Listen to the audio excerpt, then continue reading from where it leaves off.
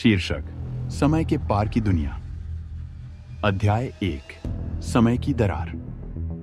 राज एक 14 साल का लड़का था जिसे विज्ञान और तकनीक में गहरी दिलचस्पी थी। उसका सबसे बड़ा सपना था कि वह एक दिन समय यात्रा कर सके। एक दिन जब वह अपने गैरेज में एक नई मशीन बना रहा था तो उसने देखा कि उसकी मशीन से एक अजीब सी चमकदार रोशनी निकल रही है। यह रोशनी इतनी तेज थी कि उसने अपनी आंखें बंद कर ली। जब उसने आंखें खोलीं तो वह खुद को एक अजीब सी जगह पर पाया। यह जगह बिल्कुल अलग थी।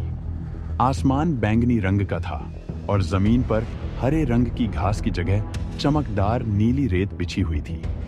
वहां के पेड़ों की शाखाएं ऊपर की बजाय नीचे की तरफ लटक रही थी और हवा में एक अजीब सी गंध थी। राज ने देखा कि उसके सामने एक अजीब सा प्राणी खड़ा है।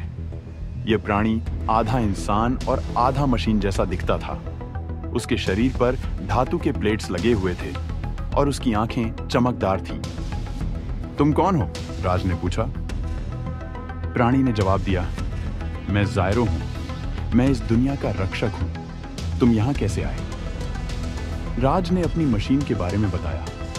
जायरो ने कहा, तुमने समय और स्थान की दरार को पार कर लिया है। यह दुनिया तुम्हारी दुनिया से बिल्कुल अलग है। यहां समय का कोई नियम नहीं है। अध्याय 2 समय के खिलाड़ी। जायरो ने राज को बताया कि यह दुनिया क्रोनोस नामक एक ग्रह है जहां समय का कोई नियम नहीं है। यहां के लोग समय को मनचाहे ढंग से बदल सकते हैं, लेकिन इस शक्ति का गलत इस्तेमाल करने वाले एक समूह ने ग्रह को खतरे में डाल दिया है। इस समूह का नाम है टाइम रिपर्स। टाइम रिपर्स समय को तोड़ मरोड़ कर अपने फायदे के लिए इस्तेमाल करते हैं। उन्होंने ग्रह के कई हिस्सों को नष्ट कर दिया है और अब वे पूरे ग्रह पर कब्जा करना चाहते हैं। जायरो ने राज से कहा, तुम्हारी मशीन में एक खास शक्ति है। अगर तुम मेरी मदद करो तो हम टाइम रिपर्स को रोक सकते हैं। राज ने हाँ कह दिया। वह जानता था कि यह एक बड़ी जिम्मेदारी है, लेकिन उसे लगा कि यह उसके सपने को सच करने का मौका है। अध्याय 3 समय की लड़ाई। राज और जायरो ने टाइम रिपर्स का सामना करने की तैयारी शुरू कर दी। उन्होंने एक विशेष यंत्र बनाया जो समय को स्थिर कर सकता था। इस यंत्र का नाम था क्रोनो स्टेबलाइजर। जब वे टाइम रिपर्स के मुख्य ठिकाने पर पहुंचे तो उन्होंने देखा कि वहां एक बड़ा सा समय का पहिया घूम रहा है। यह पहिया समय को तोड़ मरोड़ रहा था और इसकी वजह से ग्रह का माहौल बिगड़ रहा था। राज ने क्रोनो स्टेबलाइजर को सक्रिय किया और समय का पहिया धीरे धीरे रुकने लगा। लेकिन तभी टाइम रिपर्स के नेता, जिसका नाम क्रोनोस था, वहां आ गया।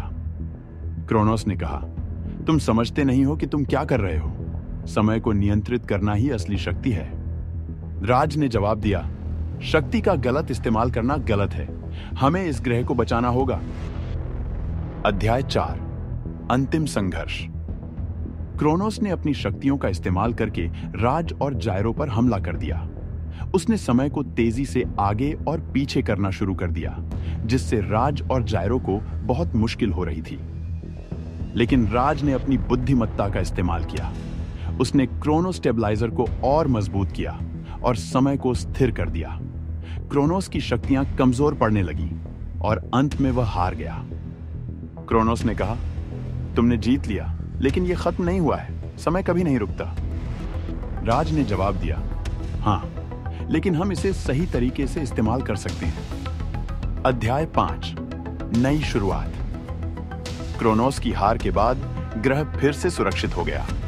जायरो ने राज को धन्यवाद दिया और कहा, तुमने न सिर्फ इस ग्रह को बचाया, बल्कि तुमने यह भी साबित किया कि सही इरादों से कुछ भी संभव है। राज ने जायरो से कहा, मैं अपनी दुनिया में वापस जाना चाहता हूं, लेकिन मैं यहां आकर बहुत खुश हूं। जायरो ने मुस्कुराया और कहा, तुम जब चाहो यहां आ सकते हो। यह दुनिया हमेशा तुम्हारे लिए खुली है।